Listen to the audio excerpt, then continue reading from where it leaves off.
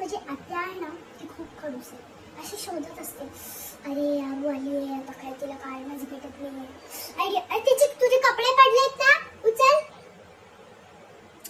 तुझे हे पडले, तू बॅग नाही भरलीस ना, हा पटपट. टाइम बघ किती झालाय, टाइम बघ.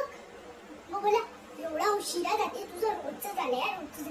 कपडे बघ कसे पडतायत. अरे आरू खेळायला नसतं द्यायचं, लोक हे बोलतात ते बोलतात.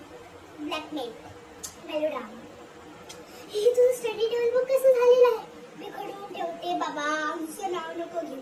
आणि माझी मम्मी तीच, डोकं नाही विचारलं, असे कसे व्हिडिओ काढते तसे कसे व्हिडिओ काढते.